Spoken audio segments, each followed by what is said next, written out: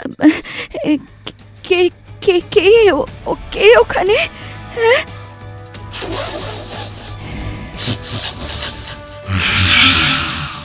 বড্ড খিদে পেয়েছে, বড্ড।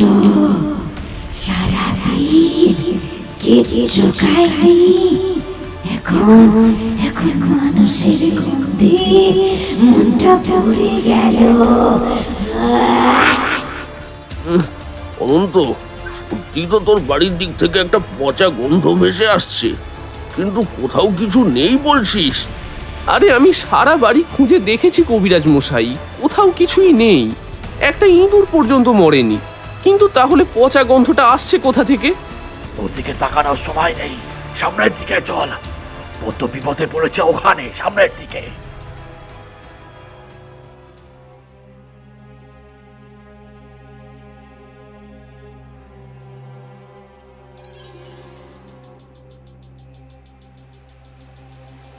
হ্যালো এভরিওয়ান, আমি শ্রীরূপ রয়েছি তোমাদের সঙ্গে, and welcome to my channel scary tales. বিভিন্ন স্বাদের ভূতের গল্প শুনতে এখনই সাবস্ক্রাইব করুন আমার চ্যানেল স্কেরি টেলস। স্কেরি টেলসে আজ তোমরা শুনবে সুকান্ত দাসের কলমে একটি হাড় হিম করা গ্রাম বাংলার ভূতের গল্প ঘুল। আজকের গল্প পাঠে রয়েছে শুভ, গল্পের সূত্রধার আমি শ্রীরূপ। শুরু হচ্ছে স্কেরি টেলসের আজকের গল্প ঘুল।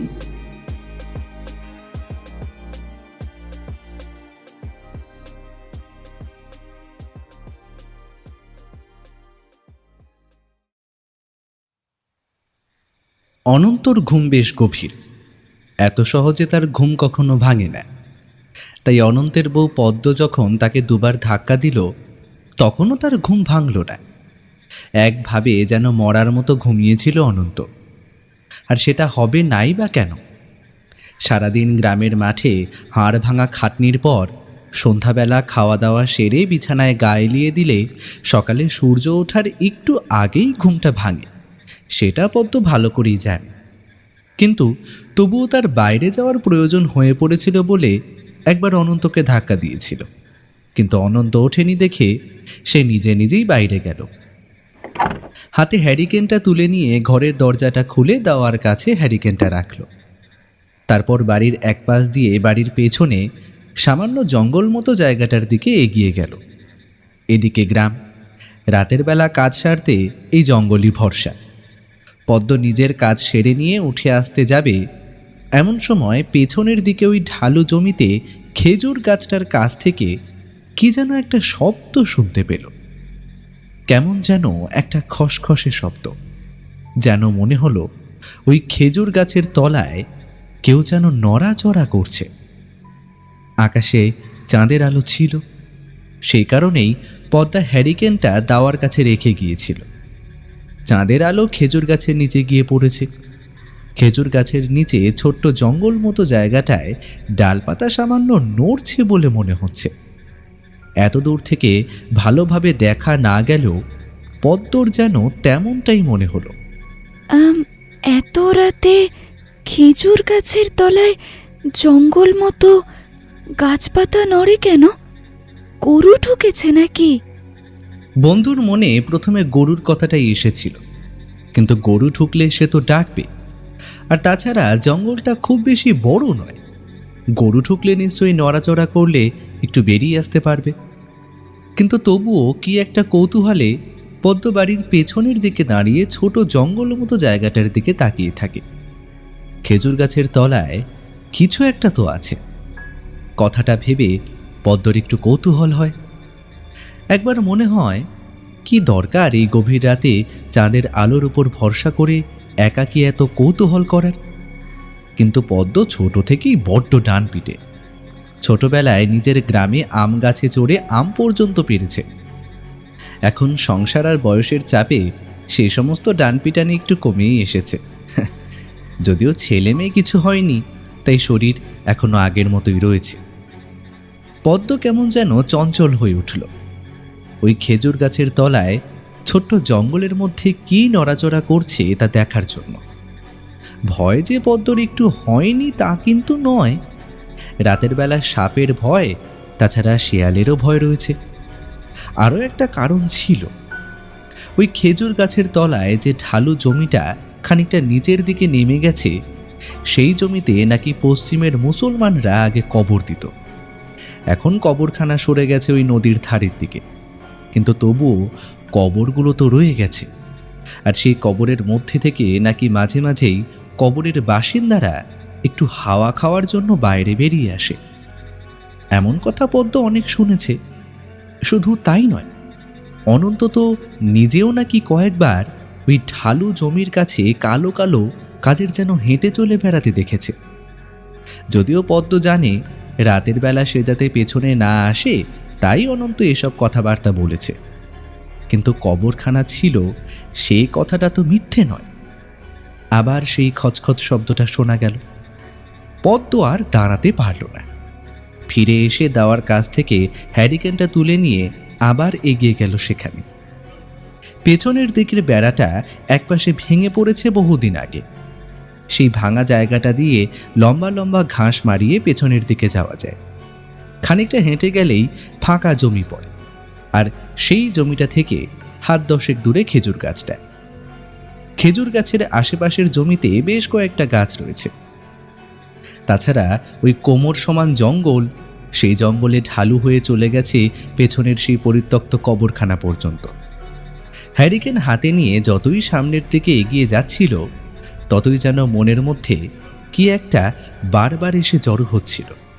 যেন মনে হচ্ছিল এই একাকী রাতে আর একজনের ভরসায় ওই খেজুর গাছের তলায় যাওয়াটা একদম ঠিক হচ্ছে না। কিন্তু কৌতূহল বড় বালাই। একবার যদি কৌতূহল হয়, তাহলে তা সরিয়ে ফেলা খুব একটা সহজ ব্যাপার নয়। পদ্ম হাঁটতে থাকা জায়গাটা পেরিয়ে খেজুর গাছ থেকে মাত্র কয়েক হাত দূরে এসে থমকে দাঁড়াল। এবারে সে স্পষ্ট বুঝতে পারছে ওই কোমর সমান জঙ্গলের ভেতরে কিছু একটা আছে, আর তার সঙ্গে একটা অদ্ভুত খচখচ শব্দ ভেসে আসছে। যেন মনে হচ্ছে কেউ যেন কিছু একটা কামড়ে কামড়ে খাচ্ছে। কে কে কে ও কে ওখানে? পদ্ম বুঝতে পারল তার নিজের অজান্তেই তার গলা কেঁপে উঠেছে। তার গলার স্বর শুনে বোধ হয় ওই খেজুর গাছের নিচের জঙ্গলের মধ্যে থাকা জিনিসটা থমকে গিয়েছে। ওই খচখচ শব্দটা আর শোনা যাচ্ছে না। তার বদলে একটা খসখস শব্দের সাথে সাথে কি যেন একটা ওই জঙ্গল থেকে বেরিয়ে আসতে লাগলো। না, বেরিয়ে আসছে না, সেটা উঠে দাঁড়াতে লাগলো উপরের দিকে। এবারে পদ্ম দেখতে পেল যেন একটা মানুষের মতো শরীর। চাঁদের আলোটা ঠিক পেছনের দিকে এসে পড়েছে, তাই তার মুখটা ভালোভাবে দেখা যায় না। কিন্তু একটা অদ্ভুত গড়গড় শব্দ শুনতে পেল পদ্ম, আর তার সঙ্গে সঙ্গে একটা পচা গন্ধ এসে ধাক্কা দিল তার নাকে। মুহূর্তের মধ্যে মাথার ভেতর যেন কেউ বলে উঠল, তার সামনে চাঁদের আলোয় যে দাঁড়িয়ে রয়েছে সে মানুষ হতে পারে না। এই মুহূর্তে এখান থেকে না পালালে বড় বিপদ হবে। কিন্তু পদ্মর দুটো পা যেন পাথরের মতো ঠান্ডা হয়ে গেছে। যেন মনে হচ্ছে পদ্মকে কেউ মাটির সঙ্গে গেঁথে দিয়ে গেছে মাত্র। পদ্ম সরতে পারছে না সামনের দিকে। সেই কালো ছায়ামূর্তি আস্তে আস্তে তার দিকে এগিয়ে আসছে। তার মুখ থেকে গড়গড় শব্দটা বেরিয়ে আসছে। যেন মনে হচ্ছে সেই গর্জনের সঙ্গে একটা লালা মিশে রয়েছে। আর তার সাথে সাথে পদ্ম আরও বুঝতে পারল একটা রক্ত, মাংস আর পচা গন্ধ ওই ছায়ামূর্তিটার শরীর থেকে যেন ভেসে আসছে। তাহলে ওই ছায়ামূর্তি ওই জঙ্গলের মধ্যে করছিল কি? পদ্ম চিৎকার করার চেষ্টা করল। পদ্ম কাঁপা হাতে নিজের ধরে রাখা হ্যারিকেনটা মুখের উপরের দিকে তুলে ধরল। আর ঠিক তখনই তার হ্যারিকেনের আলোটা গিয়ে পড়ল সামনে। এগিয়ে আসতে থাকা ছায়ামূর্তিটার মুখ দেখে পদ্মর অন্তরাত্মা পর্যন্ত যেন শুকিয়ে গেল। ওটা কি কোনো মানুষ? এমন বিভৎস মুখ কি কোনো মানুষের হতে পারে? আর দাঁড়াতে পারল না। পেছনের দিকে হ্যারিকেনটা পড়ে রইল। সেই জঙ্গলের মধ্যে পদ্ম ছুটতে ছুটতে একেবারে বাড়ির দাওয়ার কাছে এসে থামল। ঘামে তার গোটা শরীর ভিজে গিয়েছে, প্রবল আতঙ্কে নিঃশ্বাস যেন বেড়ে উঠেছে। তাড়াতাড়ি এসে দাওয়ার একপাশে রাখা জলে হাত মুখ ধুয়ে সে ঘরে এসে বিছানায় শুয়ে পড়ল। পাশে তখন অনন্ত নাক ডেকে ঘুমোচ্ছে। একটু আগে পদ্মের সাথে যা হয়ে গেল সে কথা আর অনন্ত জানতে পারল না। পদ্ম ভয়ে কাঁপতে কাঁপতে কখন যেন ঘুমিয়ে পড়েছিল, কিন্তু পদ্ম জানতো না সেই কালো বিভৎস ছায়ামূর্তিটা জঙ্গল পেরিয়ে হাঁটতে হাঁটতে এগিয়ে এসেছিল তার বাড়ির ঠিক পেছনের জঙ্গল মতো জায়গাটায়।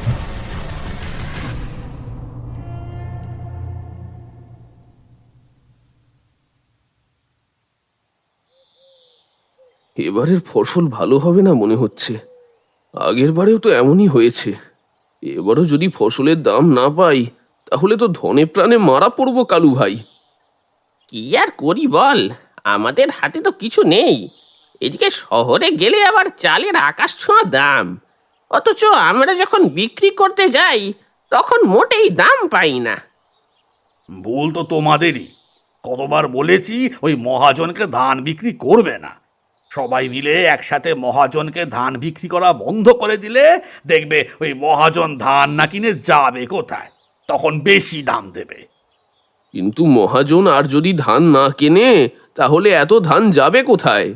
আর যা টাকা পাই সে টাকাও তো পাবো না তখন। তোমরা গাধাই থেকে গেলে, বুঝলে? ঠিকঠাক দাম না উঠে আসলে এভাবে ধান বিক্রি করে সংসার চলবে কি করে? হ্যাঁ, এদিকে মহাজনের কাছে ধার করা টাকা বেড়েই যাবে। তারপর এক সময় সে জমি লিখে নেবে নিজের নামে, সব ভিটে মাটি হারিয়ে তখন পথে গিয়ে বসবে। আমি তো ঠিক করেই নিয়েছি, এবারে আমি ধান বিক্রি করব না মহাজনের কাছে। প্রয়োজন হলে গরুর গাড়ি ভাড়া করে শহরে গিয়ে বিক্রি করে আসবো, তবু মহাজনকে নয়। বিপিন শক্তপোক্ত মানুষ। সে যখন গলা তুলে কথা বলে তখন সকলে হাঁ করে তাকিয়ে দেখে, কিন্তু অনন্ত তেমন নয়। সে সরল আর ভীতু মানুষ। এত বড় বড় কথা তার মাথায় ঢোকে না। তার কোনো রকমে দুটো পেট চলে গেলেই হলো। খাওয়া দাওয়া সেরে নিয়ে ওরা আবার জমিতে কাজ করতে লাগলো। অনন্তর বারবার মনে হয় পদ্মর কথা।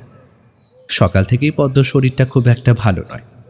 খুসখুসে জ্বর হয়েছে। কবিরাজের কাছ থেকে ওষুধ নিয়ে আসতে বলেছে, কিন্তু পদ্মর তো এমনটা হয় না। সে তো বড্ড ডানপিটে মেয়ে।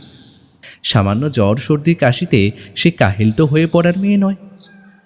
কিন্তু আজ ঘুম থেকে উঠে রান্নাবান্না সেরে সে তার কাছে ঠেস দিয়ে চুপ করে বসেছিল। কি হয়েছে পদ্ম?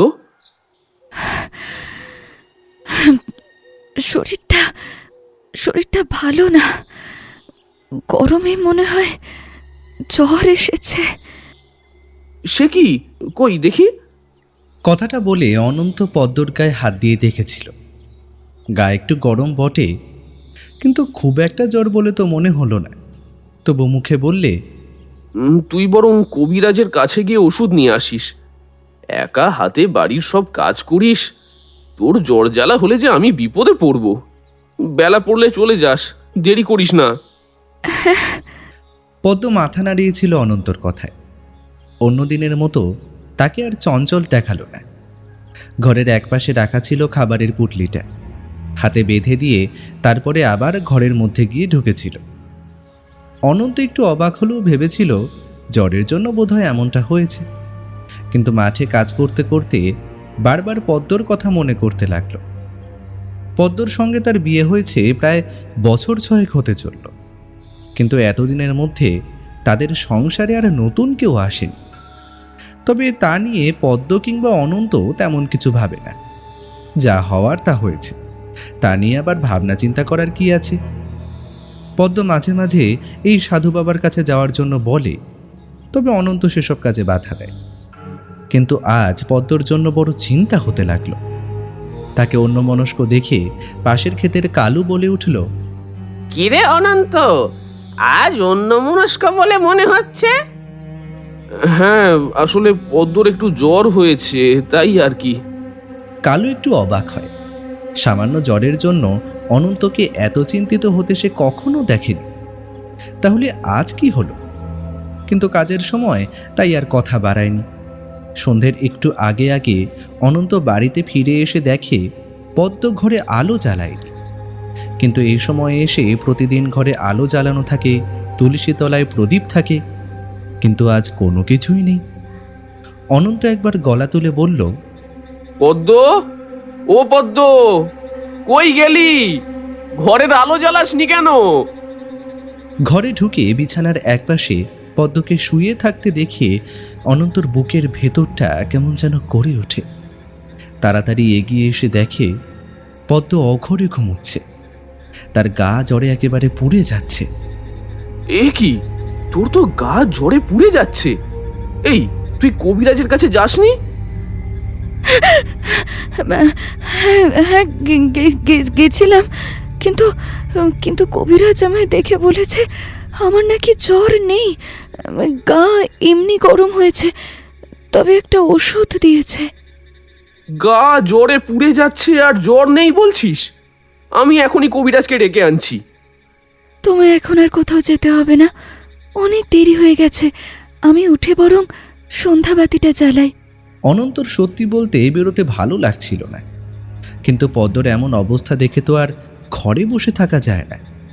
তবু পদ্ম যখন উঠে সন্ধ্যাবাতি জ্বালাতে গেলে তখন ভাবলো একটু বেশিক্ষণ ঘুমিয়েছিল, তাই হয়তো এমন গায়ে জ্বর বসে গেছে। পদ্ম উঠে আগের মতো এই সমস্ত কাজকর্ম করতে লাগলো।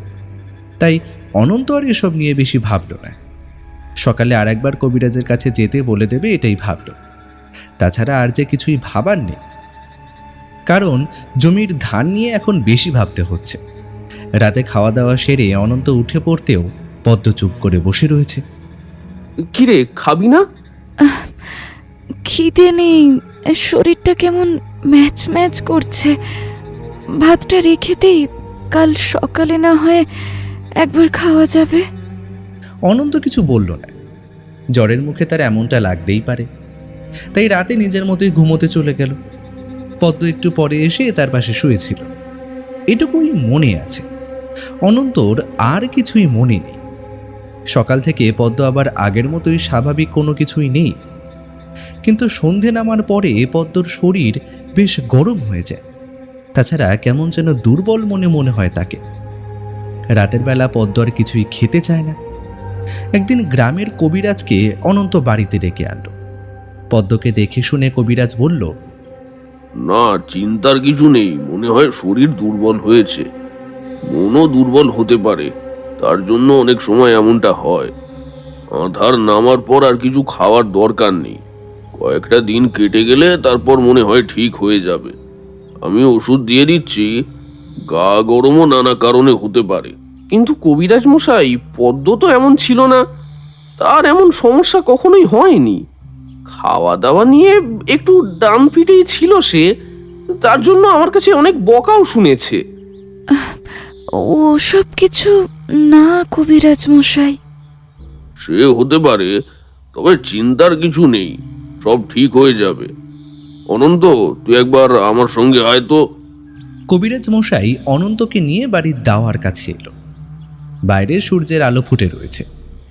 দিনের বেলাতে আজ অনন্ত জমিতে যায়নি। পদ্মর ব্যাপারটা বাড়াবাড়ি হচ্ছে দেখে সকাল সকাল সে কবিরাজ মশাইকে ডেকে এনেছে। বাইরে উঠোনের কাছে নেমে অনন্ত বলল, কি হয়েছে কবিরাজ মশাই? দেখ অনন্ত, আমার কিন্তু ব্যাপারটা খুব সুবিধার বলে মনে হচ্ছে না। শরীরে কোনো রোগ নেই, জ্বরেরও কোনো লক্ষণ নেই, অথচ গা গরম হচ্ছে। আর তাছাড়া আধার নামার পরও খেতে পারছে না, কিন্তু দিনের বেলা তো দিব্যি খাচ্ছে। দিনের বেলা তো পদ্মর সঙ্গে আমার সেভাবে খাওয়া হয় না। আমি তো সকালেই বেরিয়ে পড়ি, আমার খাবারও সঙ্গে করেই নিয়ে যাই। মাঝে মাঝে ও অবশ্য দুপুরে খাবার দিয়ে আসে, একেবারে রাতের বেলাই আমার সঙ্গে খাওয়া হয়। আর তখন তেমন কিছু খেতেও পারে না জানেন। জোর করে একটু ভাত হয়তো মুখে দেয়, তাতে ওর অসুবিধাই হয় বেশি। হাওয়া বাতাস কিছু লাগেনি তো? তোর বাড়ির পেছনের দিকটাতে তো জঙ্গল, আর তাছাড়া ওই দূরে আবার সেই পুরনো কবরখানা। বাবা, তেমন কিছু হয়নি তো? কি যে বলেন কবিরাজ মশাই, এতদিন ধরে এখানে রয়েছি, এর মধ্যে তো কিছু হয়নি, এখন তাহলে কেন হবে? না রে, ওই পেছনের জঙ্গলটা ভালো নয়। তাছাড়া ওই খেজুর গাছের তলায় ঢালু জমির পরেই তো পুরনো কবর। কোথায় যে কি থাকে, তুই বাবা একবার সময় করে পদ্মকে নিয়ে পীর বাবার মাজারে দেখিয়ে আয়। কথাটা কিন্তু অনন্তর বেশ মনে ধরে। কবিরাজ মশাই কথাটা মিথ্যে বলেনি। তাছাড়া যদি একবার দেখিয়ে আনা যায় তাতে অসুবিধের তো কিছু নেই। অনন্ত না হয় খুব একটা বিশ্বাস করে না, কিন্তু পদ্মর অবস্থা তো সে চোখের সামনে দেখতেই পাচ্ছে। শরীরে কোনো রোগবালাই নেই, অথচ খেতে পারে না। এখন তো মনে হচ্ছে দিনের বেলাতেও সে খায় না। কথাটা যেন অনন্তর মনের ভেতর কোনো একটা গহীন কোণে পাথরের মতো আটকে থাকে। সেদিন দুপুরের দিকে সে মাঠে গিয়েছিল। সন্ধ্যাবেলা বাড়িতে যখন ফিরে আসে তখন আবার আগের মতোই চারিদিকে অন্ধকার। অনন্ত জানে পদ্ম ঘুমিয়ে রয়েছে, তাই পদ্ম ওঠার আগেই সে ঘরের আলো জ্বালায়। কিন্তু আলো জ্বালাতেই কেমন যেন পচা পচা গন্ধ ভেসে আসে কোথা থেকে গন্ধটা ভেসে আসছে সেটা অনন্ত বুঝতে পারে না। বাড়ির পেছনে কি ইঁদুর বিড়াল কিছু পচেছে? মরা না পচলে তো এমন গন্ধ বেরোবে না, কিন্তু এমন গন্ধ ঘরের ভেতরে আসবে কোথা থেকে? কথাটা ভেবে অনন্ত সন্ধ্যের আধো অন্ধকারে হ্যারিকেনটা হাতে নিয়ে ঘরের ভেতরে খুঁজে দেখে। প্রথমে খাটের তলায়, ঘরের এদিকে ওদিকে, তারপর বাড়ির সামনে দাওয়ার কাছে, সব জায়গায় খুঁজে দেখে, কিন্তু কোথাও কিছুই দেখতে পায় না। তারপর যখন বাড়ির পেছনের দিকে হ্যারিকেনটা নিয়ে আস্তে আস্তে এগিয়ে যায় তখন জঙ্গলের কাছ থেকে গন্ধটা যেন প্রবলভাবে আসতে শুরু করে। অনন্তের মুখটা একটা অজানা সম্ভাবনায় কেমন যেন কালো হয়ে যায়। বাড়ির পেছনে যদি কিছু পচে থাকে তাহলে তার গন্ধটা তো সকালবেলা পাওয়ার কথা ছিল, সকালে তো পেল না। তাহলে এখন হঠাৎ করে গন্ধটা আসতে শুরু করলো কেন? হ্যারিকেনটা হাতে নিয়ে বাড়ির পেছনে জঙ্গলটা পাতি পাতি করে খুঁজতে থাকে। সে বুঝতে পারে গন্ধটা এই দিক থেকেই আসছে, কিন্তু কোথাও তো কিচ্ছু নেই। তাহলে অনন্ত পদ্ম পদ্ম বলে ঘরের চারপাশটা খুঁজতে থাকে। বারবার কবিরাজের বলা কথাগুলো তার মনে পড়ে যায়। কবিরাজ মশাই বলেছিল হাওয়া বাতাসের কথা। তাহলে কি সত্যিই কোনো হাওয়া বাতাস লেগেছে? এই কয়েকদিনে সন্ধ্যের পর বাড়ির চারপাশটা কেমন যেন অদ্ভুত বলে মনে হয়। অনন্তের হ্যারিকেন নিয়ে বাড়ির পেছনে ঘুরতে ঘুরতে নিজের সম্ভাবনাগুলোকে নিজেই হেসে উড়িয়ে দেয়। কবিরাজের বলা কথা, তারপর পদ্মর শরীরের এমন অদ্ভুত অবস্থা, সমস্ত কিছু মিলিয়ে এই সমস্ত কথা সে নিজেই ভেবে নিয়ে ভুলেও যায়। হ্যারিকেনটা নিয়ে পেছনের একপাশে দাঁড়িয়ে দূরে সেই খেজুর গাছটার দিকে তাকিয়ে থাকে। ওই খেজুর গাছের তলায় নাকি অনেকেই অনেক কিছু দেখেছে, কিন্তু সে নিজে কখনো কিছু দেখেনি। খেজুর গাছের পেছনে ঢালু জমি নিচের দিকে নেমে গেছে। সেখানে পরিত্যক্ত কয়েকটা কবর আছে বলে শোনা যায়। সেদিকে গ্রামের কেউ যায় না। এদিকটা গ্রামের একদম পেছনের দিকে। একভাবে সেখানে দাঁড়িয়ে দূরের দিকে তাকিয়ে দেখে চলেছিল অনন্ত। হঠাৎ করে কাঁধের ওপর একটা হাতের চাপ পড়তে চমকে উঠে পেছনে তাকায়। তুমি এখানে কি করছো? অনন্ত চমকে উঠেছিল, কিন্তু পেছনে ঘুরে পদ্মকে দেখতে পেয়ে নিজেকে সামলে নিয়ে মুখে একটা হাসি আনার চেষ্টা করে বলে, আরে বাবা, গোটা বাড়িতে কেমন একটা পচা পচা গন্ধ আসছে, তাই খুঁজতে এসেছিলাম, কিন্তু কোথাও কই কিছু পেলাম না। পচা গন্ধ? কোথায়? আমি কোনো গন্ধ পাচ্ছি না তো। কি বলিস, গন্ধ পাচ্ছিস না? গোটা বাড়িতে পচা গন্ধ মোমো করছে। আমি ভাবলাম হয়তো ইঁদুর বিড়াল কিছু মরেছে। ও, তাহলে সেটা হতে পারে। চলো, আধার হয়ে গিয়েছে, এখন বাড়ির পেছনে থাকতে হবে না তোমাকে, ঘরে চলো। আচ্ছা, তোর শরীর এখন কেমন আছে? আগের থেকে ভালো। কবিরাজের ওষুধ মনে হয় কাজ করছে, জ্বরটা কমেছে। হ্যাঁ রে পদ্ম, তুই দিনের বেলা তো কিছু খাস না। পদ্ম থমকে দাঁড়িয়ে অনন্তর দিকে তাকায়। আধো অন্ধকারে পদ্মর দিকে তাকিয়ে অনন্ত যেন অবাক হয়।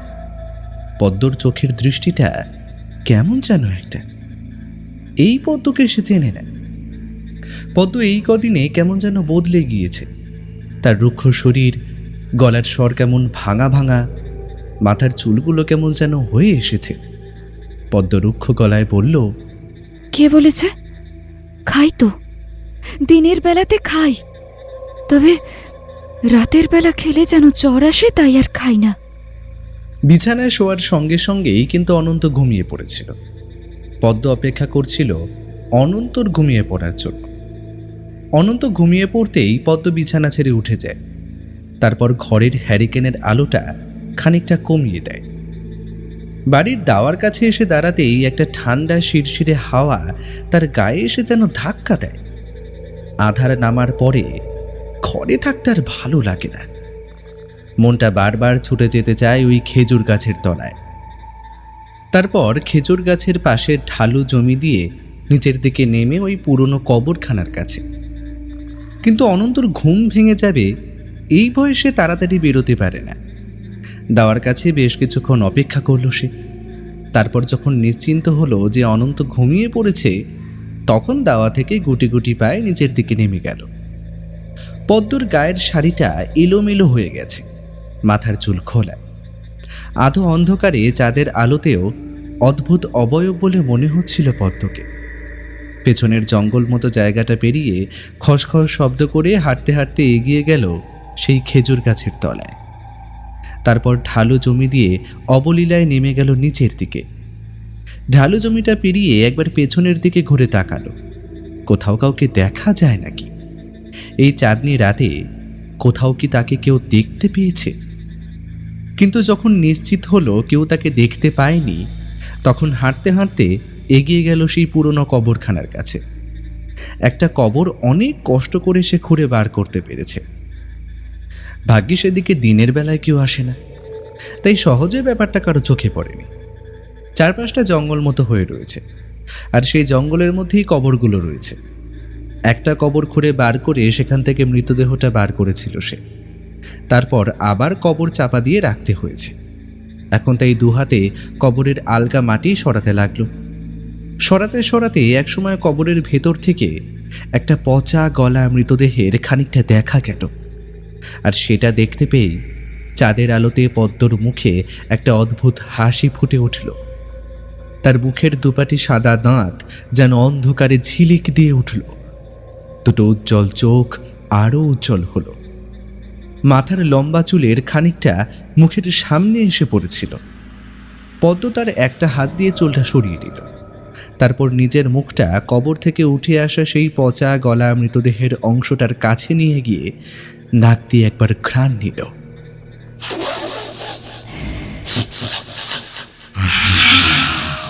বড্ড খিদে পেয়েছে, বড্ড। সারাদিন কিচ্ছু খাইনি, এখন এখন মানুষের গন্ধে মনটা ভরে গেল। পদ্মর দেরি করল না। এদিক ওদিক একবার উজ্জ্বল দৃষ্টিতে তাকিয়ে নিয়ে মরার একটা অংশ মাটি থেকে টেনে বার করল। সে খুব সাবধানে কাজটা করল। একটা ধারালো ছুরি সে আগেই এনে রেখেছিল সেখানে। এখন সেটা বার করে এনে মৃতদেহের হাতের একটা অংশ খুব সাবধানে পেঁচিয়ে পেঁচিয়ে কেটে নিল। এই কবরে অনেক দিনের মৃতদেহ পচে গলে তার মাংস হাড়ের সাথে সামান্য লেগে রয়েছে। তাছাড়া আর বেশি কিছু থাকার কথা নয়। কিন্তু গ্রামের লোকেদের অলক্ষ্যে এখনও কিছু মানুষ বেওয়ারিশ লাশ এই জঙ্গলের মধ্যেই মাটি খুঁড়ে পুঁতে রাখত। আর তেমনই একটা মৃতদেহের খোঁজ পদ্ম পেয়ে গিয়েছিল। পদ্ম ভালো একটা ছুরি দিয়ে আঙুল থেকে হাতের মাঝখান পর্যন্ত শক্ত হাতে কেটে নিল। হাড় কাটা অত সহজ নয়। ধারালো ছুরিটা দিয়ে বারবার কুপিয়ে কুপিয়ে নরম হাড় সে ভেঙে ফেলল। তারপর আবার কবরটা আগের মতোই মাটি চাপা দিয়ে দিল। ছুরিটা যথাস্থানে লুকিয়ে ফেলল। সেই কাটা হাতটা সঙ্গে করে হাঁটতে হাঁটতে এগিয়ে এলো সেই খেজুর গাছের তলায়। তারপর খেজুর গাছের তলায় ছোট্ট জঙ্গলটার কাছে অদ্ভুতভাবে ঠিক শিয়ালের মতো হামাগুড়ি দিয়ে বসে হাড় থেকে মাংস কামড়ে কামড়ে ছিঁড়ে খেতে লাগলো। একটা খচখচ শব্দে জঙ্গলের আশপাশটা ভরে উঠল। কিন্তু এমন রাতে আশেপাশে কেউ কোথাও না থাকার জন্য সেই শব্দ কেউ শুনতে পেল না। মৃতদেহের রক্ত জমাট বেঁধেছিল। মাংসের সাথে সেই জমাট বাঁধা রক্ত মুখে লাগবেই। পদ্ম দু চোখ বন্ধ করে যেন পরম তৃপ্তিতে মাংস খেয়ে চলেছিল। খাওয়া হতে বাকি হাড়টা এবার সে মুখের ভেতরে পুড়ে নিয়ে চিবিয়ে চিবিয়ে খেতে লাগলো। হাড় ভাঙার খটখট শব্দ চারপাশের নিস্তব্ধতাকে যেন খান খান করে দিচ্ছিল মাঝে মাঝে। আকাশের গায়ে অর্ধেক চাঁদ উঁকি দিয়ে রয়েছে। এদিকে ওদিকে ফুটি ফাটা আলোর মতো নক্ষত্রগুলো রয়েছে, কিন্তু চাঁদের আলো জঙ্গল ভেদ করে পদ্মের শরীর পর্যন্ত পৌঁছতে পারছিল না। তাই অন্ধকারে আর পদ্মকে দেখাও যাচ্ছিল না। একটু পরে যখন সে খেজুর গাছের তলার সেই ছোট্ট জঙ্গল থেকে বেরিয়ে এলো, তখন তার মুখের পাশে আর হাতে লেগে রয়েছে জমাট বাঁধা রক্ত মাংস। ঠিক দাওয়ার কাছে এসে দাঁড়িয়ে পদ্ম একবার ঠেকুর তুলল। তারপর দাওয়ার একপাশে বালতির ওপর রাখা জলের পাত্র থেকে জল দিয়ে ভালো করে হাত মুখ ধুয়ে নিয়ে ঘরে এসে ঢুকল। হ্যারিকেনের আলোটা বাড়িয়ে একবার অনন্তর মুখের ওপর ঝুঁকে দেখতে পেল সে ঘুমিয়ে রয়েছে। প্রাণ ভরে মাংস খেয়েছে পদ্ম, এবারে তার বড্ড ঘুম পাচ্ছে। বিছানায় শোয়ার সঙ্গে সঙ্গে সে গভীর ঘুমে তলিয়ে গেল।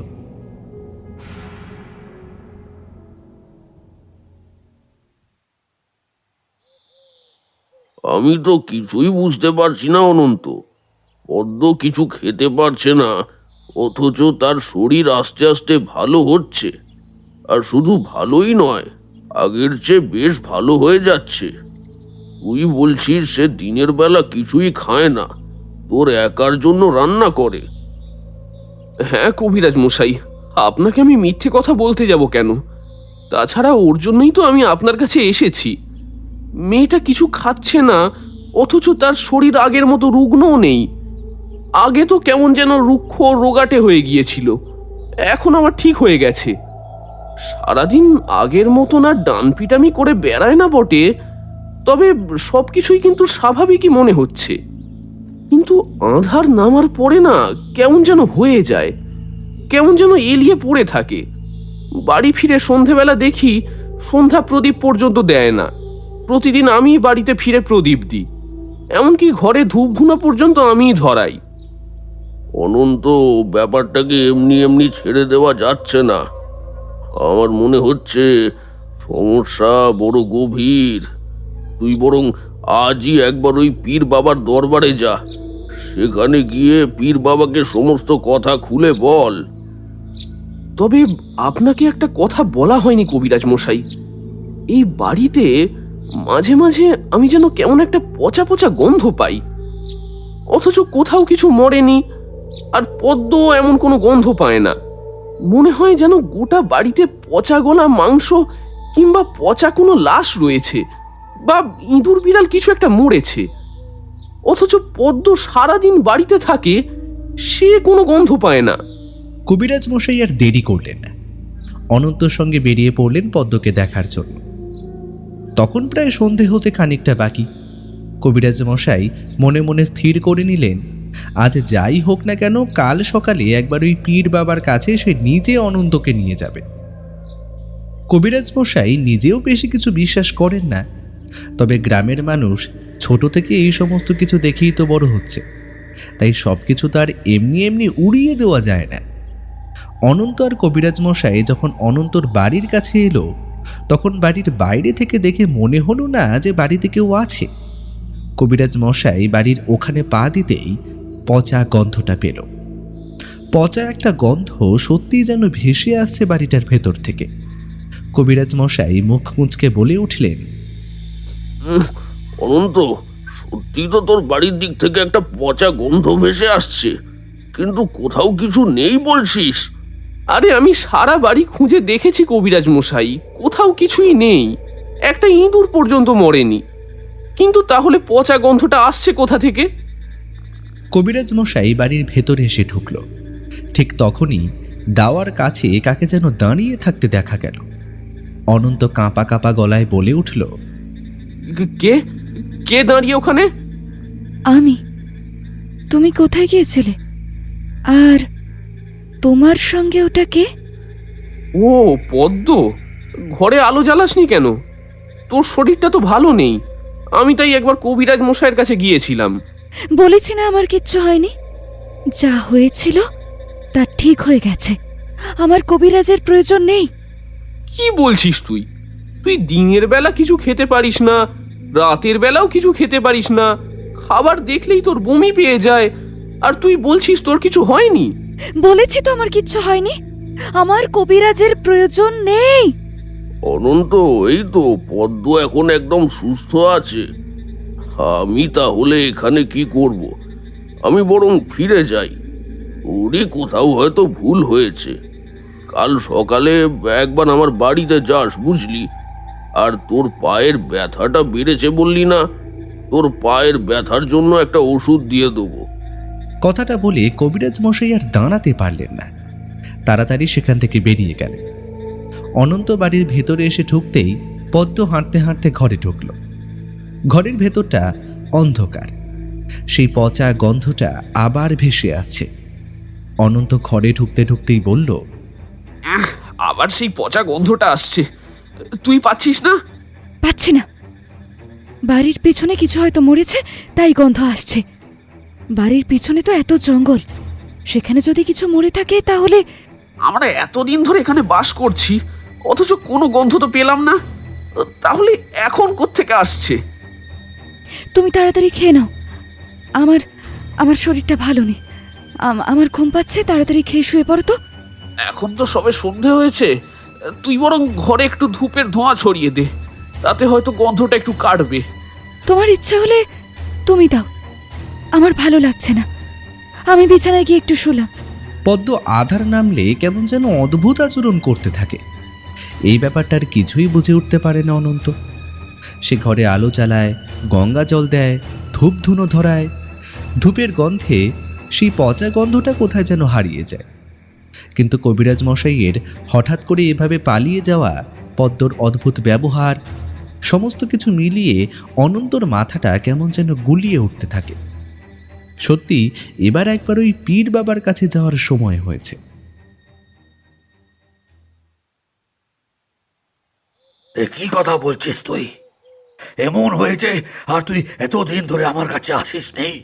মেয়েটাকে ওভাবে বিপদের মধ্যে ফেলে রেখেছিস? কিন্তু কি হয়েছে পীর বাবা? আমি তো কিছুই বুঝতে পারছি না। আমি ভাবলাম হয়তো শরীর অসুস্থ, তাই জন্যই হয়তো। ওর শরীর এমনি এমনি অসুস্থ হয়নি। নিশ্চয়ই কোনো জিন ওর ঘাড়ে ভর করেছে। জিন মানে তো ভূত। আপনাদের ধর্মে ভূতকে জিন বলে, কিন্তু ওরা তো এতদিন ধরে ওখানে থাকে। তাহলে হঠাৎ এখন কেন জিনে ধরলো? ওরে বেটা, তোদের ধর্ম আর আমাদের ধর্ম খালি নামেই আলাদা, সব একই। তোরা যাকে ঈশ্বর ডাকিস, আমরা তাকে আল্লাহ বলি, সবই এক। শুধু মানুষ এই সব কিছু আলাদা করে রেখেছে। তাই তোদের কথায় যা ভূত, আমাদের কথায় তা জিন। তবে জিন যদি তাকে ধরে থাকে তাহলে তো বড় বিপদ। জিন শান্ত হয়ে থাকে, তার ক্ষমতা অনেক বেশি। আচ্ছা, আমাকে একটা কথা বল, আশেপাশে কোনো পরিত্যক্ত জায়গা আছে? আপনি আমার বাড়িতে গেলেই বুঝতে পারবেন। বাড়ির পেছনে ওই ঢালু জমিতে পরিত্যক্ত কবরখানাটা। কথাটা শুনে পীর বাবা যেন একটু চমকে ওঠে। তার হাতে থাকা লম্বা ও সাদা রঙের ঝোলাটা কেমন যেন একবার কেঁপে ওঠে থরথর করে। তিনি একবার বলে ওঠেন, হায় আল্লাহ, এই কি কথা শোনালি তুই? ওই কবরখানা তো ভালো নয়, ওখানে ইবলিসের বাস। হায় আল্লাহ, তোরা ওইখানে থাকিস? কত দেরি করেছিস রে এখানে আসতে, বড্ড দেরি করেছিস। আমি জানি না আমি আর বেটিকে বাঁচাতে পারবো কিনা। পীর বাবার ভয় দেখে অনন্ত এই প্রথমবারের মতো বেশ খানিকটা ভয় পায়। কবিরাজের কথা শুনেও যে যতটা ভয় পায়নি, এবার পীর বাবার কথা শুনে ভয়ে কেমন যেন কাঁপা কাঁপা গলায় বলে, কিন্তু পীর বাবা, কি হয়েছে? এমন কি হয়েছে যার জন্য আপনি এত ভয় পাচ্ছেন? ওরে বেটা, বুঝতে পারছিস না তুই? ওই কবরখানা তোর বাড়ির পেছনে, তার উপরে বেটির খিদে চলে গেছে, বাড়ি থেকে পচা মাংসের গন্ধ আসছে।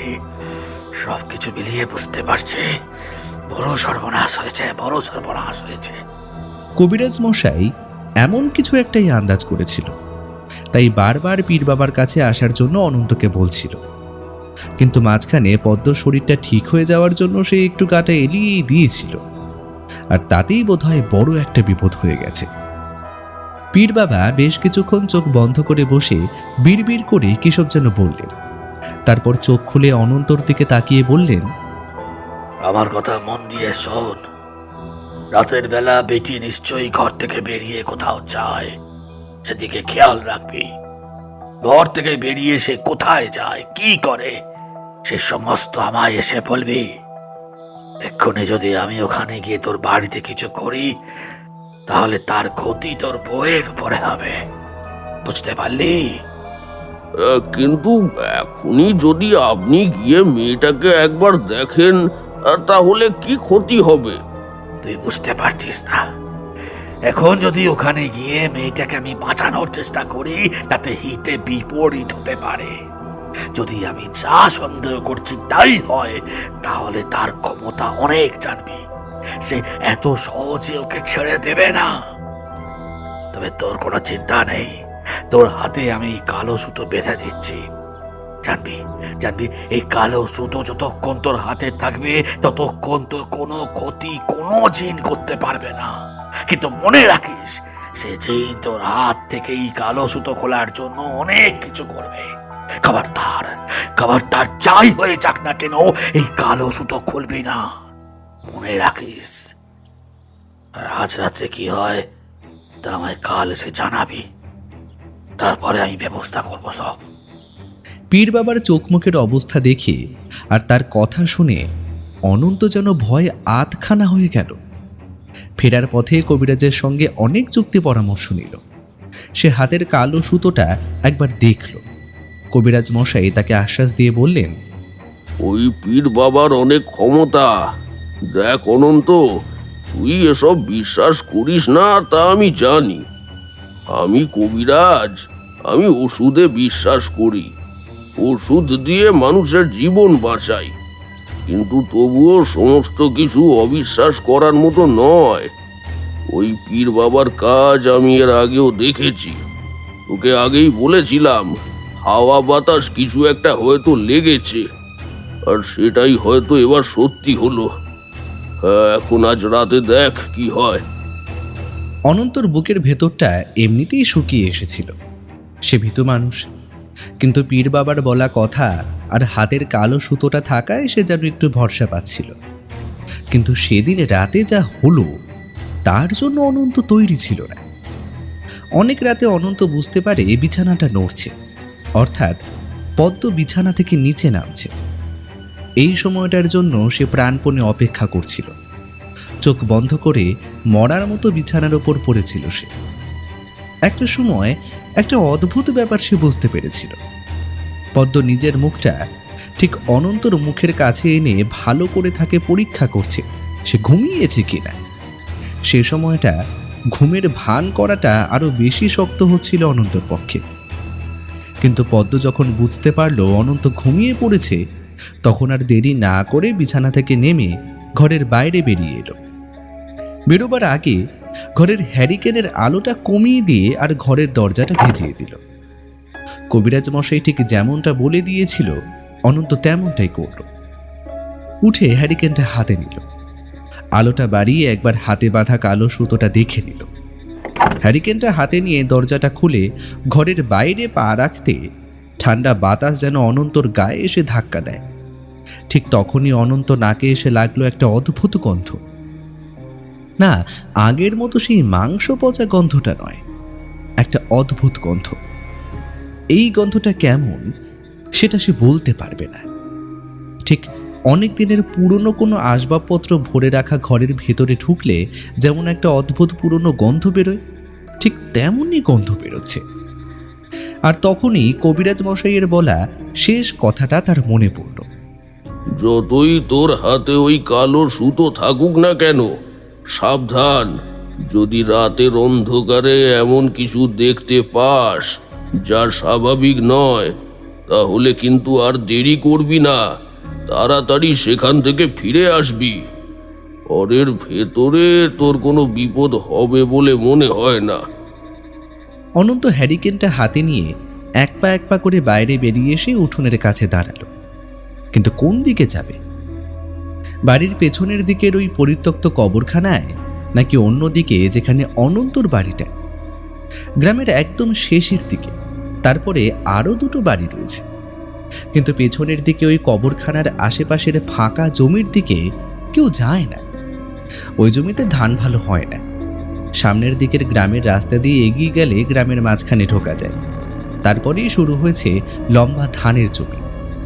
আসলে গ্রামের পথটা সোজা এসে এদিকে একবার বাঁক নিয়ে খানিকটা এগিয়ে গিয়ে শেষ হয়ে গেছে। আর এই পথেই অনন্তর বাড়ি। এদিক ওদিক তাকিয়ে কিছুই দেখতে পেল না অনন্ত। হ্যারিকেনটা হাতে নিয়ে বাড়ির পেছনের দিকে এসে জঙ্গলে জায়গাটার কাছে দাঁড়াতেই চাঁদের অল্প আলোয় একটা অদ্ভুত ব্যাপার মনে হলো তার। দূরে জঙ্গল মতো জায়গাটা দিয়ে একটা কালো ছায়া যেন হাঁটতে হাঁটতে এগিয়ে যাচ্ছে ওই খেজুর গাছটার দিকে।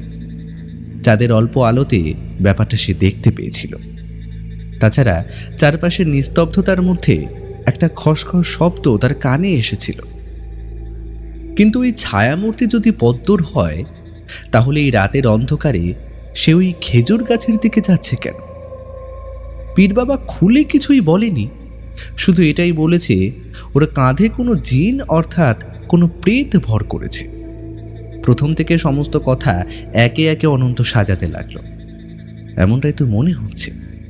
না, আর দেরি করা যাবে না। পদ্ম কোথায় যায়, কি করে, সমস্ত কিছু তাকে দেখতে হবে। এসব ভেবে অনন্ত হাঁটতে হাঁটতে এগিয়ে যায় সেই খেজুর গাছকে লক্ষ্য করে। কিন্তু পদ্ম একবারও পেছনে ঘুরে দেখেনি। এই কদিন এভাবে আস্তে আস্তে সে বুঝতে পেরেছে তার পিছু কেউ নেবে না। কিন্তু আজ যে অনন্ত তার পিছু নিয়েছে সেটা সে একবারও ভাবতেও পারেনি। খেজুর গাছের কাছে এসে একবার থমকে দাঁড়ায়। তারপর খেজুর গাছের তলা থেকে ভালো ছুরিটা বার করে নিয়ে হাঁটতে হাঁটতে এগিয়ে যায় ওই পরিত্যক্ত কবরখানার দিকে। অনন্ত বেশ খানিকটা দূর থেকে লক্ষ্য রাখছিল পদ্মকে। চাঁদের আলোয় তার হাতে কি যেন একটা ঝিকঝিক করে উঠল বলে মনে হলো না? অনন্তর বুকের ভেতরটা একবার থরথর করে কেঁপে ওঠে। চারপাশ থেকে ঠান্ডা বাতাস তার গায়ে এসে ধাক্কা দিচ্ছে। তার সঙ্গে সেই অদ্ভুত গন্ধটা সে পাচ্ছে। খেজুর গাছের কাছে এসে দাঁড়াতেই অনন্তর পায়ে কি যেন একটা লাগে। হ্যারিকেনটা নিজের দিকে নামাতেই যেটা সে দেখতে পায়, তাতে তার বুকের ভেতর থেকে যেন একটা চিৎকার এক্ষুনি বেরিয়ে আকাশ বাতাস কাঁপিয়ে দেবে। কিন্তু নিজের হাত দিয়ে নিজের মুখটা চেপে ধরেছে সে। কতগুলো হাড় গোড় পড়ে রয়েছে। কয়েকটা হাড় গোড় যে চিবিয়ে চিবিয়ে কেউ ফেলেছে সেটাও বোঝা যায়, কিন্তু হাড় গোড় আস্ত। তবে সেই হাড় গোড়ের গায়ে লেগে থাকা এখনো পচা পরিত্যক্ত মাংস রয়েছে। একটা পচা বিকট গন্ধ এখান থেকে ভেসে আসছে। অনন্ত আর সেখানে দাঁড়াতে চায় না, তাড়াতাড়ি সামনের দিকে এগিয়ে যায়। ওদিকে পদ্ম ততক্ষণে চলে গেছে দ্বিতীয় কবরটার কাছে। প্রায় সপ্তাহ দুয়েক ধরে প্রথম কবর থেকে মাংস বার করে করে সে খেয়েছে, কিন্তু কি মনে হতে একটু স্বাদ বদলানোর জন্য ওই কবর 3 দিন ধরে আর খোঁড়েনি। এখন খুঁড়েছে পাশের একটা পুরনো কবর। ভেবেছিল ওই কবরের বোধহয় মাংস পাওয়া যাবে না, কিন্তু পচে কালো হয়ে আসা মাংস আর একটা শরীর এই কবর সে পেয়েছে।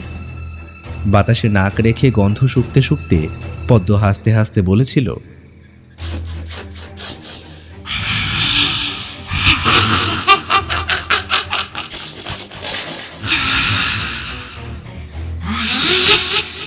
কত বছরে পচা মাংস, 5-6 বছর ধরে এই মাংস খেয়ে বেশ তৃপ্তি হবে। পদ্ম খাচ্ছিল কালো হয়ে আসা মাংস। সেই মাংস ছুরি দিয়ে কাটতেই বেশ কষ্টই হচ্ছিল তার, কিন্তু দাঁতের সাহায্যে কামড়ে কামড়ে সেই খটখটে শুকিয়ে আসা মাংস সে চিবিয়ে চিবিয়ে খেয়েছিল। আজ কিন্তু সেই মৃতদেহটা খুঁড়তে ইচ্ছে হলো না। ওই কালো হয়ে আসা মাংস খেতে খুব একটা ভালো লাগলো না। আজ সে আগের মৃতদেহটার মাংস খাবে বলেই ঠিক করেছিল। নরম তুলতুলে রক্তে জমাট বাঁধা মাংস। সেই মাংসের স্বাদ এখনও তার মুখে লেগে আছে। কবরের সামনে এসে হাতের ছুরিটা তুলে ধরে পদ্ম একবার জিভ বুলিয়ে নেয় ঠোঁটে। তারপরে অদ্ভুত গলায় বলে,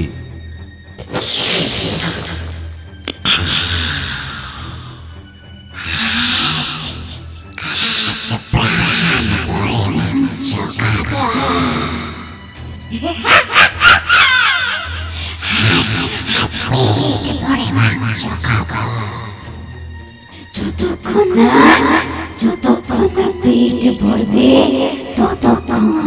ততক্ষণ খেতেই থাকবো।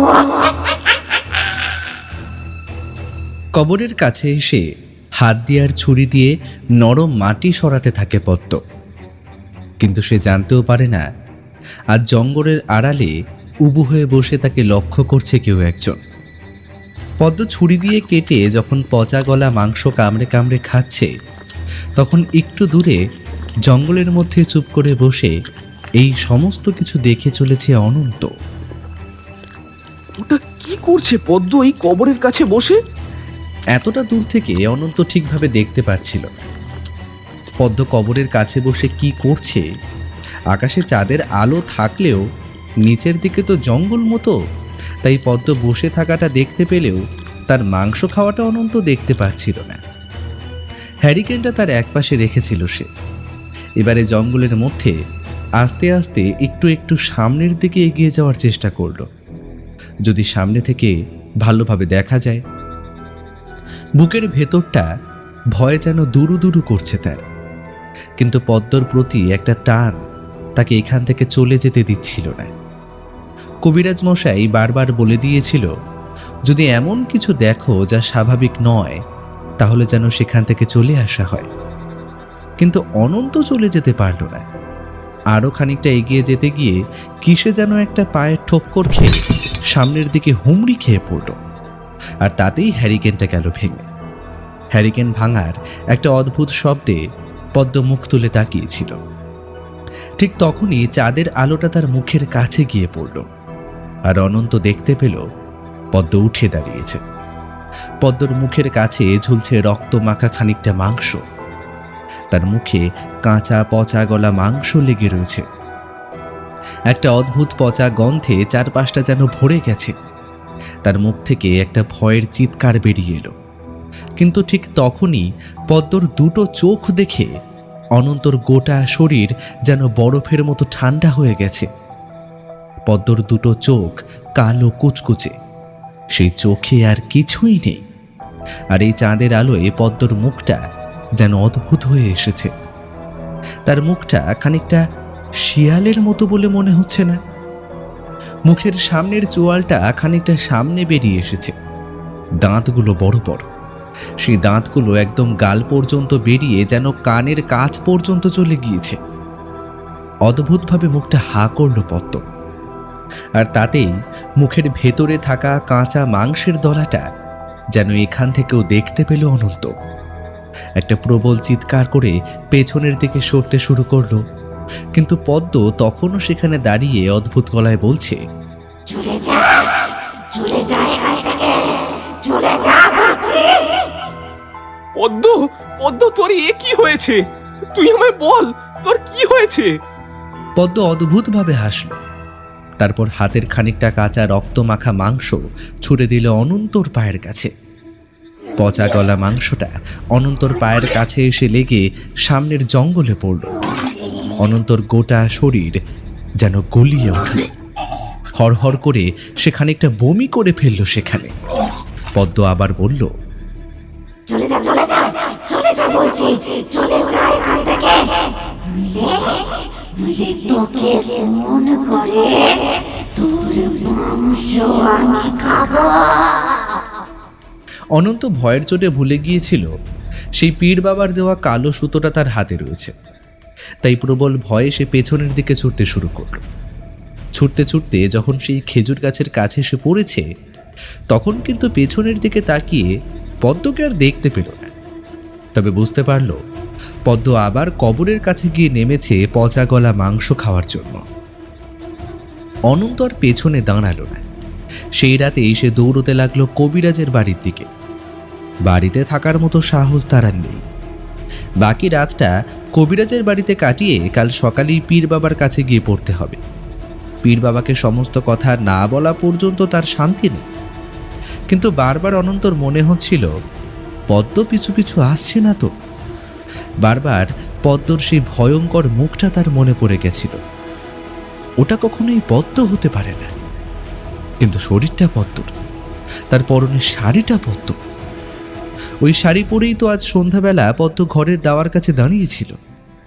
পদ্মর গলায় যে মালা ছিল সেটা অনন্ত নিজে তাকে কিনে দিয়েছে। একটা টান আর ভয় দুটো মিলিয়ে অদ্ভুতভাবে অনন্তর মাথার মধ্যে দলা পাকাতে লাগলো। বারবার তার মনে পড়তে লাগলো পীর বাবার বলা কথাগুলো। বড্ড দেরি করে এসেছিস আমার কাছে। ওরে বেটা, ওই বেটিকে বাঁচানো যাবে বলে তোর মনে হচ্ছে না। কবিরাজ বাড়িতে একাই থাকে। তার বউ মারা গেছে অনেক বছর আগে। ছেলে শহরে গিয়ে আর ফেরত আসেনি। কবিরাজ এই গ্রামের লোকেদের নিয়েই বেঁচে আছে। কিন্তু আজ এই বিছানায় ঘুমোতে যাওয়ার পরে অনন্ত আর পদ্মর কথা তার বারবার মনে পড়ছিল। ঘুমাচ্ছিল না। তাই যখন দরজায় ধাক্কা পড়ল আর তার সঙ্গে সঙ্গে অনন্ত চিৎকার করে বলতে লাগলো, কবিরাজ মশাই, কবিরাজ মশাই, তাড়াতাড়ি দরজা খুলুন। তখন সঙ্গে সঙ্গে কবিরাজ মশাইয়ের ঘুমটা ভেঙে গিয়েছিল। তাড়াতাড়ি উঠে বসে ভালো করে শোনার চেষ্টা করল। ওই তো অনন্ত ডাকছে। তারপরে দরজা খুলতে অনন্ত ঘরের ভেতরে এসে ঢুকল। তার মুখটা লাল হয়ে এসেছে। ভয়ে গোটা শরীর থরথর করে কাঁপছে। অনন্ত ঘরের মধ্যে এসে তাড়াতাড়ি দরজা বন্ধ করে দিয়ে কাঁপা কাঁপা গলায় বলল, কবিরাজ মশাই, কবিরাজ মশাই, পদ্ম কেমন যেন বদলে গিয়েছে। কি বলছিস এসব? পদ্ম বদলে গিয়েছে? মানেটা কি? অনন্ত শরীর থেকে তরতর করে ঘাম পড়তে থাকে।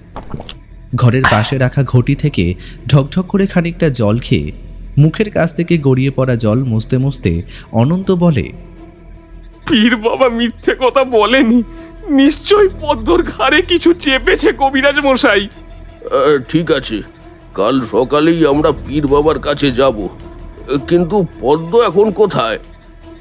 অনন্ত কাঁপা কাঁপা গলায় তার দেখা সমস্ত কথা কবিরাজ মশাইকে খুলে পড়ল। কবিরাজও সমস্তটা শুনে কেমন যেন অবাক হয়ে গেল। এতটা সে নিজেও আন্দাজ করতে পারেনি যে তবে এমন একটা কথা সে যেন 8 বছর আগে শুনেছিল। এমন কোনো প্রেত যে শুধুমাত্র কবর থেকে মৃতদেহ তুলে তার মাংস খায়। কিন্তু কবিরাজ কোনো একদিন শুনেছিল সেই প্রেতের কথা, কিন্তু সেই কথাটা আর তার মনে পড়ল না। কবিরাজ মশাই একটু ভয়ে ভয়ে দরজার দিকে তাকিয়ে দেখল, আর ঠিক তখনই তার মনে হলো বাড়ির বাইরে দাওয়ার কাছে কে যেন হেঁটে বেড়াচ্ছে। অনন্ত ভয়ে ভয়ে বাইরের দিকে তাকালো। বাইরে কে আছে? অনন্ত, তুই কাকে সঙ্গে করে নিয়ে এসেছিস? আমি তো কাউকে আনিনি কবিরাজ মশাই। আমি কাউকে আনতে যাব কেন? আমি তো পদ্মকে অমন দেখেই ছুটতে ছুটতে আপনার বাড়িতে এসেছি। ঠিক তখনই বাইরে থেকে ঘর ঘর করে একটা অদ্ভুত গর্জন শোনা গেল। ওরা বুঝতে পারছে কেউ হাঁটতে হাঁটতে বাড়ির চারপাশে ঘুরে বেড়াচ্ছে। কবিরাজ মশাই আর অনন্ত কাঠ হয়ে ঘরের ভেতরে বসে রইল। গোটা রাত এমনভাবে কাটিয়ে সূর্যের প্রথম আলো ফুটতেই ওরা দুজনে বাড়ি থেকে বেরিয়ে পড়ে। পদ্ম কোথায় আছে তা জানার চেষ্টা অনন্ত একবারও করেনি। তাড়াতাড়ি গেল পীর বাবার কাছে। পীর বাবার দরবারে একপাশে চুপ করে বসে আকাশের দিকে তাকিয়ে কি যেন দেখল। ওদের দেখতে পেয়ে পীর বাবার মুখের শান্ত একটা হাসি দেখা গেল। পীর বাবা, আপনি যা বলেছিলেন তাই হয়েছে। রাতের বেলা কাল আমি পদ্মকে অন্যরকম ভাবে দেখেছি। তাকে দেখতে একেবারেই পদ্মের মতো ছিল না, যেন মনে হচ্ছিল আমি অন্য কাউকে তার মধ্যে দেখছি। কোথায় দেখেছিলে তাকে? বাড়ির পিছনে যে কবরখানা রয়েছে সেই কবরখানার কাছেই আমি তাকে দেখেছি। সে কবরখানা থেকে পচা মাংস তুলে এনে চিবিয়ে চিবিয়ে খাচ্ছিল, আর তার মুখটা অদ্ভুতভাবে বড় হয়ে গিয়েছিল। কবিরাজ মশাই আর পীর বাবা দুজনে বুঝতে পারল অনন্ত কথাগুলো বলতে বলতে হাঁপাচ্ছে। কাল রাতের কথাগুলো যেন তার আবার মনে পড়ে যাচ্ছে। পীর বাবার মুখের হাসিটা কিন্তু মিলিয়ে গেল না। সে একভাবে বলল, আমি বুঝতে পেরেছি, যাকে তোমরা দেখেছ সে হলো ঘুল। এই কথা শুনে কবিরাজ আর অনন্ত দুজনে যেন অবাক হয়ে গেল। অনন্ত অবাক ভাবটা চেপে রাখতে না পেরে বলে, ঘুলা? সে আবার কি জিনিস? সে আছে এক জিন, যে গোবরের কাছাকাছি থাকে, গোবর থেকে মাংস তুলে তুলে খায়, কিন্তু মানুষ পেলে সে বেশি খুশি হয়। মানুষের শরীর তার সবচেয়ে পছন্দের। এই ঘুল অনেক বছর ধরে বেঁচে থাকতে পারে, আর এই ঘুলের ক্ষমতা হয় অনেক বেশি। তাকে হারানো খুব একটা সহজ নয়, কিন্তু যদি এই ঘুলের বদলে ঘুলা হয় তাহলে আরো বড় সর্বনাশ হবে। ঘুলা আবার কি? ঘুল হলো পুরুষ জিন। এই জিন মানুষের শরীরে বাস করে, কবর থেকে মাংস তুলে তুলে খায় এরা। কিন্তু ঘুলা হলো আরো ভয়ঙ্কর। এরা মানুষকে কাছে পেলে প্রথমে তাকে হত্যা করে, তারপর তার রূপ ধারণ করতে পারে। তোমার স্ত্রীকে যদি ঘুল ধরে তাহলেও তাকে বাঁচানোর একটা উপায় থাকতে পারে, কিন্তু যদি ঘোলা হয়। আমি জানি না ওসব কিছু। আমার পদ্মকে আপনাকে বাঁচাতেই হবে। আপনি কিছু একটা করুন। এখন আমি কিছুই করতে পারবো না। আর সন্ধ্যের পর আমি তোর বাড়িতে যাব। তোর বাড়ির ঠিকানা আমাকে দিয়ে যা। তোর বাড়িতে আমি সন্ধ্যার পর যাব, তবে সাবধান, এখন গিয়ে যদি তোর স্ত্রীকে দেখতে পাস তাহলে তার সঙ্গে এসব নিয়ে কোনো কথা বলবি না। আমার মনে হয় তার এসব সহজে মনেও থাকবে না। তার মানে সে সবকিছু ভুলে গেছে? তাই মনে হয়। রাতের অন্ধকার নামার আগে পর্যন্ত তার কোনো কিছুই মনে থাকবে না। তোরা এখন বাড়ি যা, তবে চিন্তা নেই, দিনের আলোয় তোদের কোনো ক্ষতি হবে না। অন্ধকার নামলে আর পদ্মর কাছাকাছি থাকবি না। আমি না যাওয়া পর্যন্তই কবরখানার দিকে একদম যাবি না। পীর বাবার কাছ থেকে বেশ খানিকটা স্বস্তির কথা শুনে ওরা বাড়িতে ফিরে গেল। অনন্ত ভয়ে ভয়ে ঘরে ঢুকতেই দেখতে পেল পদ্ম বিছানায় শুয়ে গভীর ঘুমে ঘুমিয়ে রয়েছে। সে আর তাকে ডাকল না, কিছু খেতে ইচ্ছে করল না। অনেক বেলার দিকে পদ্ম ঘুম থেকে উঠে এলো। অনন্তর গায়ের উপর হাত রাখতে অনন্ত কেমন যেন চমকে উঠল। এত বেলা হয়ে গেল, আমায় ডাকলে না?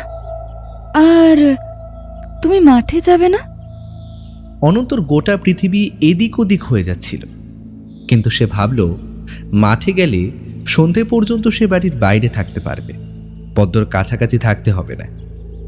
এই ভেবে সে মাঠের উদ্দেশ্যে রওনা দিল। যাওয়ার আগে পদ্মর দিকে একবার তাকিয়ে দেখল, পদ্মর মধ্যে কিন্তু অস্বাভাবিক কিছুই দেখা গেল না।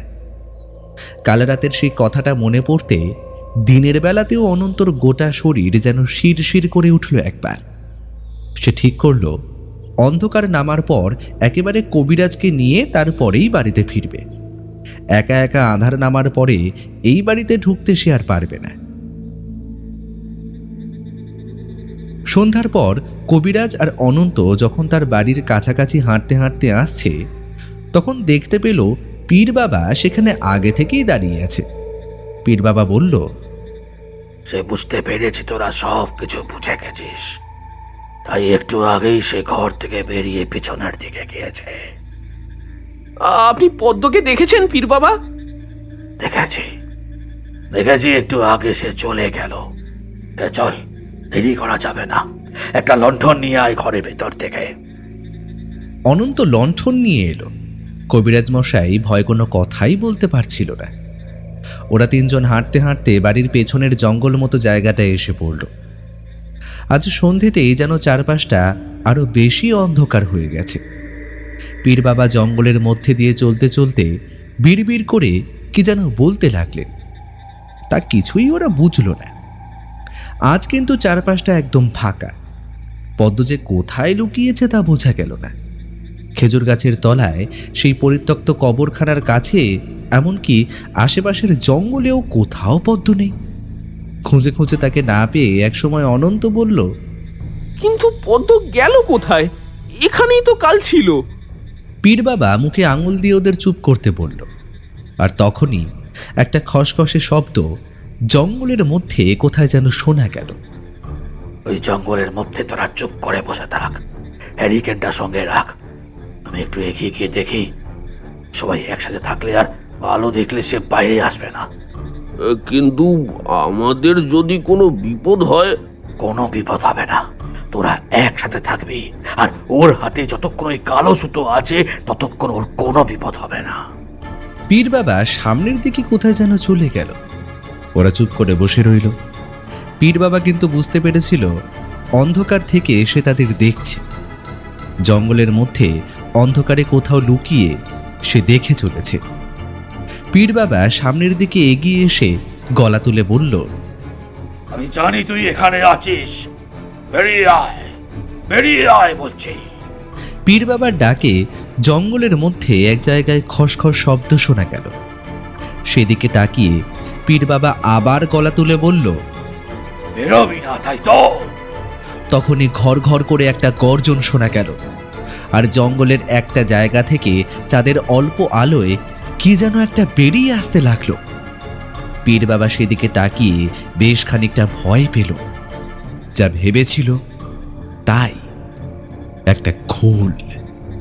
তার শরীরটা বীভৎস কদাকার, তার মুখটা অদ্ভুত লম্বা, যেন একটা শিয়ালের মুখের অজস্র দাঁত রয়েছে। তার কালো দুটো চোখ উজ্জ্বল হয়ে পীর বাবার দিকে তাকিয়ে আছে। পীর বাবা সামনের দিকে তাকিয়ে দেখছিল আর বলছিল, তুই ধরেছিস পদ্মকে, ছেড়ে দে, ছেড়ে দে বলছি তাকে। কিন্তু খুল জঙ্গলের মধ্যে এদিক ওদিক ঘুরতে লাগলো। পীর বাবাও তার দিকে এগিয়ে যেতে লাগলো এক পা করে। কিন্তু এর মধ্যে পীর বাবা খেয়াল করেনি হাঁটতে হাঁটতে কখন সে সেই কবরখানার মধ্যে এসে পড়েছে। যে কবরটা সামান্য খোঁড়া ছিল, সেই কবরের কাছে এসে পড়তেই পীর বাবার দুটো পা ঢুকে গেল কবরের মধ্যে। ঠিক তখনই পীর বাবার ঠিক পেছন থেকে শোনা গেল সেই গর্জনটা। পীর বাবা তো সেই কখন গেলেন, ওই এখনো তো এলেন না। কি করা যায় বলুন তো কবিরাজ মশাই? এখানে চুপ করে বসে বসে তো আমি তোর মতোই কিছু বুঝতে পারছি না। একবার উঠে গিয়ে দেখবো নাকি? কবিরাজ মশাই ভয়ে ভয়ে উঠে দাঁড়ালেন। তার দেখা দেখি অনন্ত উঠল। তারপর আলো হাতে সামনের দিকে বেরিয়ে আসতেই পীর বাবাকে হেঁটে ওদের দিকে আসতে দেখা গেল। পীর বাবাকে দেখে ওরা বেশ খানিকটা শান্তি পেল মনে মনে। খানিকটা এগিয়ে যেতেই পীর বাবা শক্ত মুখে বলল, আলোটা নিভিয়ে ফেল, আলোটা নিভিয়ে ফেল, না হলে ওকে দেখা যাবে না। আলোটা নিভিয়ে ফেললে আমাদের কোনো ক্ষতি হবে না তো? কথাটা অনন্ত বলল বটে। পীর বাবার নির্দেশ মতো অনন্ত আলোটা নিভিয়ে ফেলল। তারপর অন্ধকারের মধ্যে তিনজন এগোতে লাগলো সামনের দিকে। এগিয়ে যাওয়ার পর আবার সেই খসখস শব্দটা ওরা শুনতে পেল। কবিরাজ মশাই সবার পেছনে ছিল। পেছনের দিকে খসখস শব্দটা শুনে একবার তাকাতেই দেখতে পেল কি যেন একটা জঙ্গলের মধ্যে সরে গেল। কবিরাজ মশাই বেশ ভয় পেলেন। চারপাশটা চাঁদের আলোয় অল্প অল্প দেখা যায়, তবে জঙ্গলের মধ্যে খানিকটা অন্ধকার, আর তার সাথে যেন একটা অদ্ভুত গন্ধ ছড়িয়ে পড়েছে।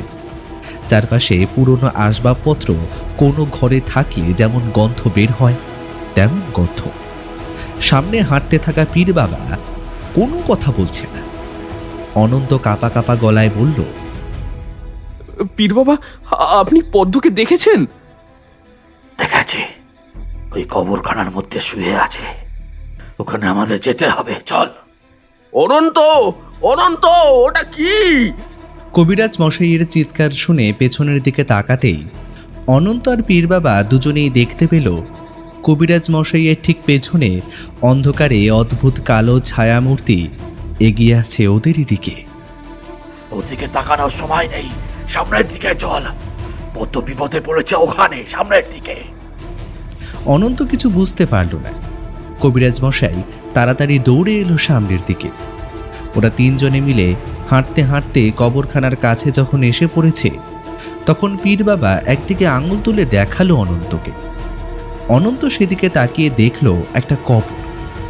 কবরটা যেন খোঁড়া হয়েছে বলে মনে হচ্ছে। আলোটা আগেই নিভিয়ে দিয়েছিল বলে ভালোভাবে কোনো কিছু দেখা যাচ্ছে না, কিন্তু তবুও যেন মনে হচ্ছে কবরটা খোঁড়া। যে কবরটা সেদিন পদ্মকে খেতে দেখেছিল, এটা সেই কবর। সেদিকে তাকিয়ে একবার দেখেই অনন্ত বলে উঠল, কিন্তু এইখানে পদ্ম কোথায়? আমার একটু ভুল হয়েছে, আমি যা বলেছিলাম তা ঠিক নয়। এখানে অন্য এক প্রেত রয়েছে।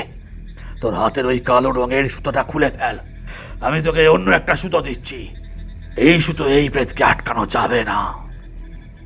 অনন্ত পীর বাবার কথা বিশ্বাস করে সঙ্গে সঙ্গে হাত থেকে এক টানে সুতোটা খুলে ফেলল। তারপর পীর বাবার দিকে হাত বাড়িয়ে বলল, কই সুতো দিন পীর বাবা। কিন্তু কোথায় পীর বাবা? একটু আগে যেখানে পীর বাবাকে সে দাঁড়িয়ে থাকতে দেখেছিল, সেইখানে যেন পদ্ম দাঁড়িয়ে রয়েছে। পেছন থেকে কবিরাজ মশাইয়ের চিৎকার ভেসে এলো, কিন্তু তা শোনার মতো সময় তখন অনন্তর ছিল না। চোখের সামনে পীর বাবার শরীরটা প্রথমে অনেকটা পদ্মর মতো হয়ে গেল, তারপর একটা অদ্ভুত জন্তু যেন তার সামনে দাঁড়িয়ে রয়েছে। ঠিক পদ্মের মুখটা সে যেমন দেখেছিল খানিকটা তেমনই, লম্বা শিয়ালের মতো একটা মুখ, প্রায় গাল ছাড়িয়ে কানের কাঁচ পর্যন্ত দাঁত, চোখ দুটো কুচকুচে কালো। একটা অদ্ভুত গড়গড় শব্দ করতে লাগলো সেটা। অনন্তর মাথার ভেতরটা কেমন যেন হয়ে গেল। সে সামনের দিকে ছোটার চেষ্টা করতে নরম কিছুতে তার পা আটকে সে উল্টে পড়ল। কোনো রকমে উঠে দাঁড়িয়ে পালাতে যাবে, ঠিক তখনই অনন্তর মনে হলো সামনে যে কবর খোঁড়া রয়েছে, সে কবরের ভেতর থেকে যেন একটা মাথা বাইরে বেরিয়ে আসছে। চাঁদের অল্প আলোয় সেই মাথাটা যেন অস্পষ্টভাবে দেখা যাচ্ছে। ওই মুখ, ওই দুটো চোখ, আর ওই কপাল, মাথায় লম্বা চুল অনন্তের বড্ড চেনা। পচা গলা মৃতদেহটার মুখটা অদ্ভুত ভয়ঙ্কর হলে তাকে চিনতে অনন্তর খুব একটা অসুবিধে হলো না। কবরের মধ্যে রয়েছে পদ্মর মৃতদেহ। সে মৃতদেহটা দেখে বোঝা যায় অন্তত সপ্তাহ দুয়েক আগে পদ্ম মারা গিয়েছে। তার মৃতদেহটা ওই কবরের ভেতরে ঢোকানো রয়েছে। তাহলে এতদিন ধরে যে তার সঙ্গে তার ঘরে রইল, সে কে? কথাটা মনে পড়ার সঙ্গে সঙ্গে পীর বাবার একটা কথা তার মনে পড়ে গেল। এই ঘুল জিনের ক্ষমতা অনেক, তবে যদি সে খোলা হয় অর্থাৎ নারী জিন হয়, তাহলে তার ক্ষমতা আরো বেশি হয়। তার হাত থেকে বাঁচা সহজ নয়, সে অতি ভয়ঙ্কর। সে যে কোনো সময় রূপ বদল করে যে কারো রূপ ধারণ করতে পারে। সঙ্গে সঙ্গে একটা অদ্ভুত সম্ভাবনা মাথায় এসে ধাক্কা দিল। তাহলে এই পরিত্যক্ত কবরস্থানে একটা নয়, দুটো জিন রয়েছে, একটা ঘুল আর একটা ঘুলা, অর্থাৎ একটা পুরুষ জিন আর একটা নারী জিন। সেই নারী জিন এতদিন ধরে তার পদ্মের রূপ ধরে তার ঘরে থেকেছে। রাতের অন্ধকারে সে এসে পড়েছে এই কবরখানায়, আর একটা জিন প্রথম থেকেই এখানেই আছে। অনন্ত তো বুঝতে পারছিল পীর বাবার রূপ ধরে তো তার হাত থেকে সুতোটা খুলে নিয়েছে, সে মোটেই পীর বাবা নয়। আর ঠিক তখনই যাদের অল্প আলোয় একপাশের মাটিটা যেন নিজে থেকেই সরে এলো সামান্য। এদিকে তাকিয়ে অনন্তর মুখ থেকে একটা তীব্র চিৎকার বেরিয়ে এলো। সেই কবরের মধ্য থেকে বেরিয়ে আসা মুখটা পীর বাবা ছাড়া অন্য কারো হতে পারে না। তবে এটুকু বোঝা যায় পীর বাবাকে একটু আগে মাটিতে কবর দেওয়া হয়েছে। কবিরাজ মশাইও যে আর বেঁচে নেই সেটা বুঝতে ভুল হলো না, কারণ কবিরাজ মশাইয়ের মরণ চিৎকার সে শুনতে পেয়েছিল। তারপরেই সে বুঝতে পারল তার পেছনে যেন কারা এসে দাঁড়িয়েছে। অনন্ত আস্তে আস্তে পেছনের দিকে ঘুরল। চাঁদের আলোয় দেখতে পেল দুটো ছায়ামূর্তি তার পাশে এসে দাঁড়িয়েছে। অন্ধকারে ভালোভাবে দেখতে না পেলেও তাদের মুখটা শিয়ালের মতো, আর চোখ দুটো কালো কুচকুচে।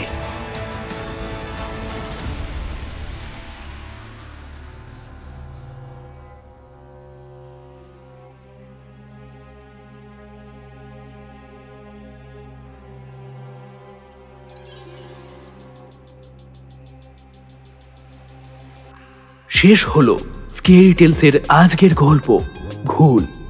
রচনা সুকান্ত দাস, গল্প পাঠে শুভ, বিভিন্ন চরিত্রে আমি শ্রীরূপ, সৌরভ সাহা এবং সঞ্চয়িতা। গল্পের সাউন্ড ডিজাইন 62 FPS স্টুডিও। গল্পের পোস্টার ডিজাইন এবং সমগ্র পরিকল্পনা ও পরিচালনায় আমি শ্রীরূপ।